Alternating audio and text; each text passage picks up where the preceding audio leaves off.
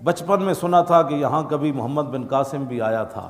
یہ جنرل شاہد عزیز کہتا ہے کہ ڈالروں کے زور پر میڈیا کا جادو جگایا گیا، اس کے لیے ہر کماش کے کرائے کے مولوی لگائے گئے۔ میں تو پڑھ کے اس واسطے سنا رہا کہ جو کچھ مناظرن اے پہلے 2006 وچ ایک سارا کچھ ہو چکیا۔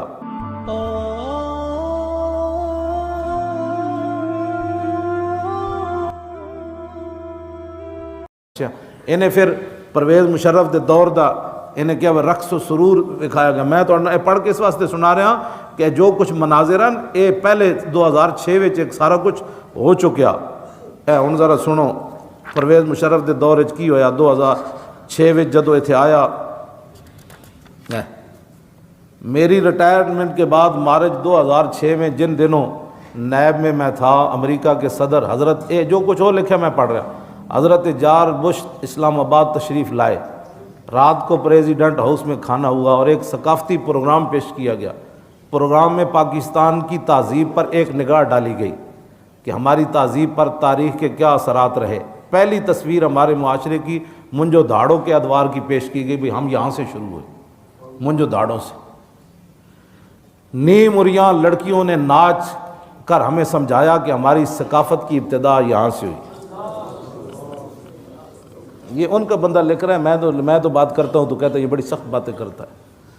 کہنے لگا پھر بتایا گیا کہ الیگزینڈر کس کہتے ہیں، اس کے آنے سے ہم نے پھر ایک نیا رنگ حاصل کیا۔ اس رقص میں فیشن بھی بدل گیا اور لباس بھی مزید سکڑ گیا، یعنی جڑا تھوڑی بہتے انہوں نے پایا سی تھوڑا مزید سکڑ گیا۔ پھر اگلا رقص عکاسی کرتا تھا ہندوانہ تہذیب کی برہنگی کا، پھر لڑکیاں ننگیاں ہو کے پھر انہیں ہندو کا پھر ایسی ہندو بنیا جس کا اثر ہماری تہذیب پر رہا۔ جب لباس غائب ہونے لگے تو میں ڈرا کہ آگے کیا آئے گا، لیکن پھر کافرستان کی رقاصائیں آئیں کہ یہ اب بھی یہاں ناچتی ہیں، یعنی اب جو ہے ہمارا پاکستان ایسا ہے۔ اس ایک پیشکش میں کچھ ملبوس نظر آئے۔ اگلے رقص میں چھتریاں لیے برطانیہ کی میم صاحبائیں دکھائی گئی، جنہوں نے چھتریوں کے علاوہ دستانے بھی پہنے تھے اور کچھ رومالیاں سی باندھی ہوئی تھی۔ پھر اگلے رقص میں پاکستان کی موجودہ تہذیب کی عکاسی میں لڑکوں اور لڑکیوں نے مل کر خفیف سے ملبوس میں جنسی کنائیوں سے بھرپور رقص کر کے حاضرین کو معزوز کیا۔ لڑکیاں دو ننگے بس تھوڑا تھوڑا میں لباس پایا۔ کہنے لگا اچھا جی، آخر میں ایک انوکھا رقص پیش کیا گیا اور کہا گیا کہ یہ وہ مستقبل ہے جس کی طرف ہم جا رہے ہیں۔ حال تو ہمارا یہ ہے، لڑکیاں لڑکے ننگے کر کے تھوڑے تھوڑا لباس پوا کے نا تو نہ نچایا، بھئی ہمارا پاکستان کا حال یہ ہے۔ کہنے لگا سٹیج پر برہنہ جانوروں کی مانند بل کھاتے لپٹتے ہوئے اپنے مستقبل کی تصویر دیکھ کر جی چاہا شرم سے ڈوب مروں، مگر میری حوانیت نے آنکھیں بند نہ ہونے دی۔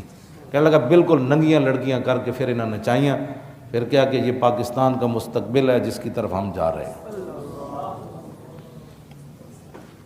پھر آخر تے کہندا ہے بچپن میں سنا تھا کہ یہاں کبھی محمد بن قاسم بھی آیا تھا اور بہت سے بزرگان دین بھی، لیکن شاید ان کا کوئی اثر باقی نہ رہا۔ یہ ہے جی گھر کی گواہی۔ یہ جو کچھ انہوں نے 4 جنوری کو کیا یہ اس کی عکاسی ہے جو پہلے تیار شدہ تھا۔ یہ تو ہم راستے میں رکاوٹ بن رہے ہیں نا۔ ہاں جی، یہ تو تھا کہ اب جو لڑکیاں بھی ننگے نچن گیاں اور حضور کے خلاف جو بکواس کرے گا اس کی شمیں بھی یہاں جلیں گی۔ توجہ،